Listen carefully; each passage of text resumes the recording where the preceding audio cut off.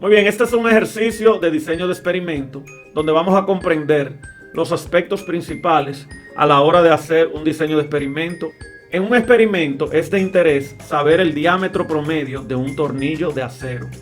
En relación a eso, el cliente de este producto está interesado en que el tornillo tenga un diámetro medio o promedio de 5 milímetros, permitiendo valores máximos de 5.1 milímetros y mínimo de 4.9 milímetros. Se sabe que para la fabricación del tornillo influye sobre el diámetro la temperatura de fusión del metal con que es fabricado. Además, también si el tipo de acero que estamos utilizando, ¿verdad? El proceso actual utiliza dos rangos de temperatura para la fusión del acero.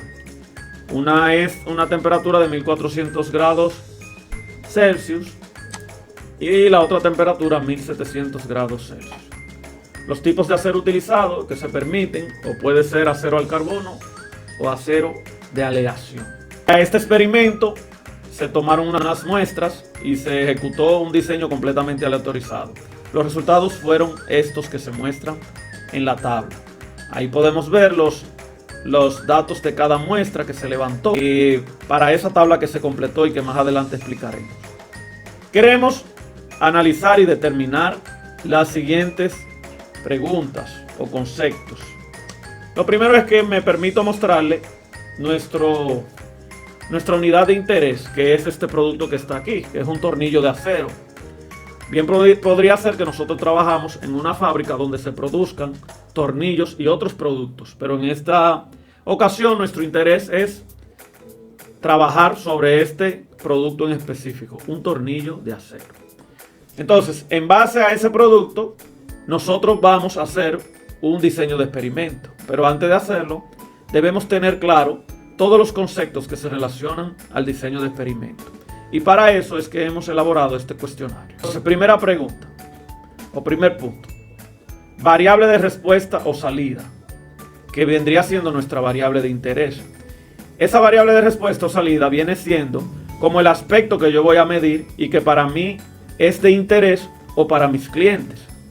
Como el ejercicio lo dice y se ve aquí al principio, en este experimento es de interés saber que el diámetro de un tornillo de acero. Y ahí lo tenemos.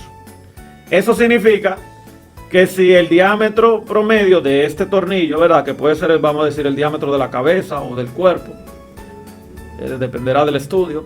Entonces, ese es el aspecto que yo voy a medir y que para mí es de interés. Y por tanto, eso es lo que se conoce como la variable de salida.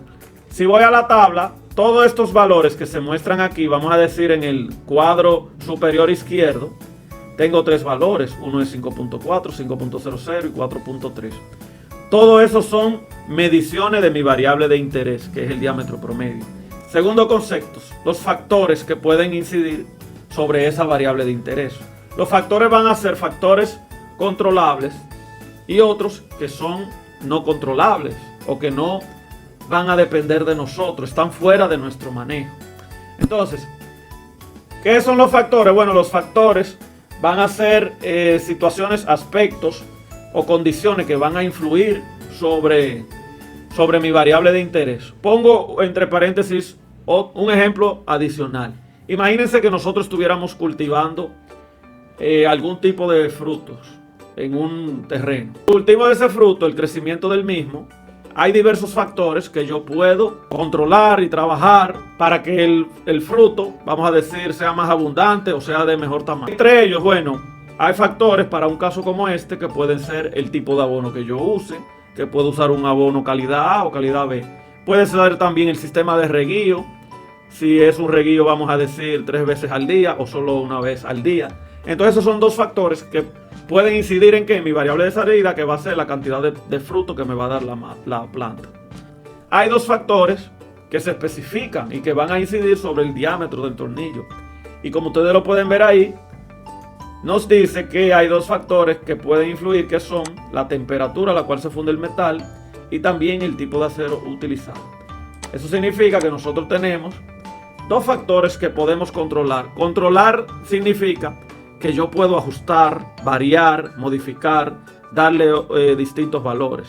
En este caso son la temperatura y el tipo de acero. Como se muestra en la tabla, en un ejemplo sencillo, yo puedo controlar la temperatura y tenerla en un nivel de 1400 grados Celsius, o puedo tener otra más elevada de 1700 grados Celsius y quizás otros valores.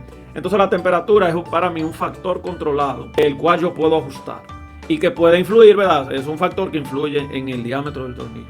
Y otro tipo de factor que tenemos aquí es el tipo de acero, que puede ser de carbono o de aleación. Hay otros factores que no van a depender de nosotros, que no están bajo nuestro manejo. Eso significa que se escapan a nuestro control. Y eso se llama factores no controlables. Volvamos al ejemplo de el cultivo de la fruta. Vamos a decir que un factor que pudiera influir es el clima, lluvias o la sequía. Entonces, para ese estudio, ese factor del clima para nosotros va a ser incontrolable o no está bajo nuestro manejo, porque no depende de nosotros el clima, ni la lluvia, ni la sequía. Entonces, ese es un tipo de factor no controlable. En mi ejemplo, pudiera haber cualquier factor que yo no controlo. Vamos a decir, por ejemplo, la temporada o la estación del año. Imaginemos que estamos en un país como Estados Unidos. Puede ser que si es invierno, la estación del año, quizás esto pueda incidir en la fusión del metal, o que si fuera verano. Entonces, la estación del año para nosotros sería un factor no controlable. Aquí hablamos de construir un esquema del proceso con los factores. En ese esquema ustedes ven que, ¿verdad?, a un proceso le entran una serie de variables de entrada que pueden ser los insumos. En este caso puede ser, vamos a decir, el tipo de material, los proveedores. Sobre ellos se realiza un proceso en el cual inciden factores como ya hemos mencionado, algunos controlables, otros no. Y al final tenemos una salida o una respuesta. Pues bien, para hablar de la unidad experimental, yo vuelvo a mi gráfica del tornillo. La unidad experimental vendría siendo el elemento o producto o cuerpo sobre el cual yo estoy midiendo mi variable de salida. En este caso, la unidad experimental es el tornillo mismo. Pero debemos tener una clara diferenciación entre lo que es la unidad experimental y la variable de observación o la variable de interés. La unidad experimental es el tornillo como tal, como elemento, como producto. Esa es la unidad experimental. La variable de interés es un aspecto medible de él, que en este caso es el diámetro del tornillo. Pero ¿qué pasa? Esta misma unidad experimental, que es el tornillo, puede tener otras variables de salida o de medición, como por ejemplo, no solamente al tornillo, que es la unidad experimental, le podemos medir el diámetro, sino que podemos medir también la longitud del tornillo. Y esa sería otra variable de salida, pero en otro ejercicio. Pero al tornillo también pudiéramos medirle otro aspecto, que es la resistencia a la ruptura. Entonces, esa es otra variable de observación. Hablamos de lo que son las observaciones. Una observación no es más que una medición de mi variable de respuesta o de salida. Si volvemos aquí a la tabla, vamos a ver que yo tengo muchas observaciones de mi variable de salida. Por ejemplo, en el cuadro superior izquierdo, 5.4 representa una observación de mi variable de interés. Así como también 5.00 es otra observación. 4.3 y así sucesivamente. Para ese cuadro superior izquierdo tenemos 3 observaciones, así como también para los siguientes cuadros. En total, 12 observaciones. Tratamientos, que es el siguiente concepto. Tratamiento no es más que una condición que se da cuando influyen varios factores o una medición que obedece a varias condiciones.